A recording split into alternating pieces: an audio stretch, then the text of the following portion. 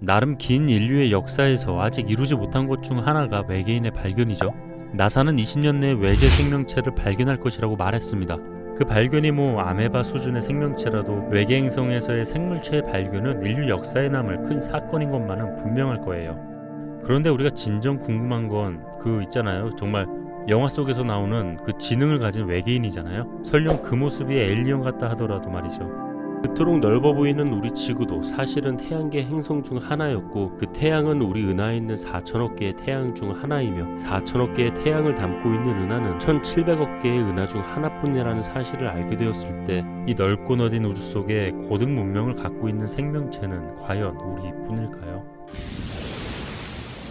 사실 우리는 100년 전부터 이미 외계인에게 신호를 보내고 있었어요. 라디오, TV 전파는 빛의 속도로 우주 곳곳으로 퍼져나갔는데 만약 외계인이 이 전파를 캐치하면 지구의 존재를 알게 될 거예요. 또 1977년 보이저1은 골든 레코드를 갖고 우주로 나갔습니다. 이 골든 레코드에는 천둥번개 소리, 고래 소리, 자동차 시동 거는 소리, 바이의 브란덴부르크 협주곡 2번 1악장, 안녕하세요를 비롯한 55개의 언어의 인사말, 여러 이미지 등이 담겨 있어요. 비록 골든 레코드가 다른 행성계에 가는 데까지만 4만 년 이상이 걸려도 이 골든 레코드가 발견될 확률이 사막에서 바늘구멍 찾는 것보다 낮다 해도, 만약 외계인이 이 레코드를 발견하고 지구의 존재를 알게 된다면 정말 상상만 해도 짜릿한 일이 아닐 수 없습니다. 생명체가 존재하려면 먼저 물이 있어야 돼요. 정확히는 에너지를 전달할 수 있는 어떤 액체가 있어야 해요. 생명이 존재하려면 에너지가 있어야 하고, 에너지를 운반하려면 액체 상태에 뭔가가 있어야 하는데, 우주에서 가장 많은 비율을 차지하는 게 수소죠. 세 번째가 산소고요. 물이 수소 2개랑 산소 하나로 만들어졌습니다.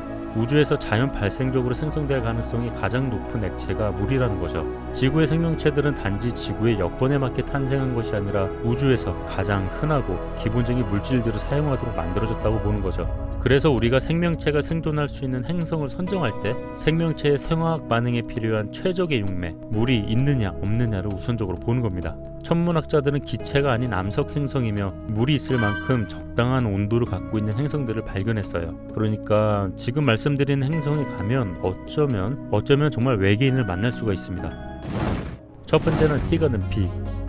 빛의 속도로 가면 지구로부터 12년 거리에 있어요. 외계 행성 중 단연 지구랑 가장 비슷한 행성으로 뽑힙니다.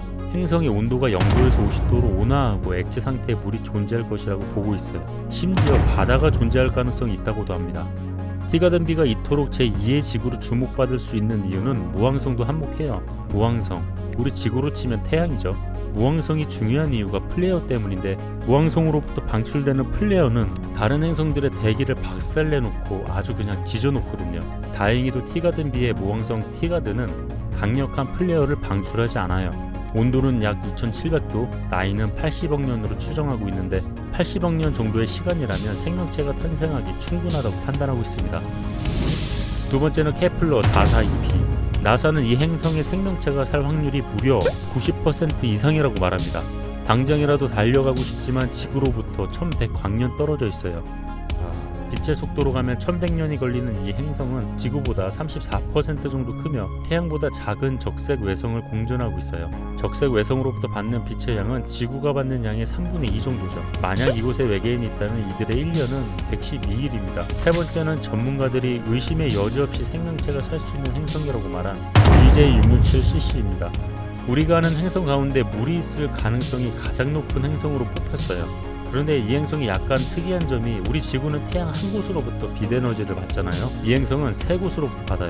3개의 적색 외성으로부터 빛 에너지를 받는데 이 행성의 크기는 지구보다 무려 4.4배나 큽니다. 공전 주기는 28일. 그럼 이곳의 1년은 28일이 되는 건가? 거리는 나름 가까운데 지구에서 빛의 속도로 달리면 22년 걸립니다.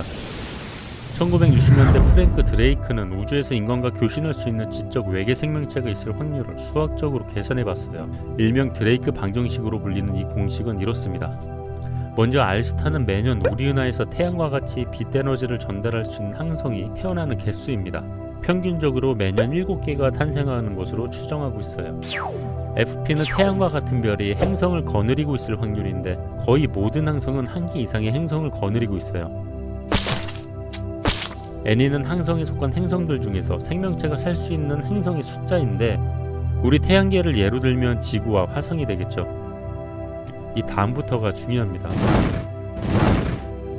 FL은 위 행성들 중에서 생명이 탄생할 확률이에요. 와, 그 다음은 사실 더 빡세요.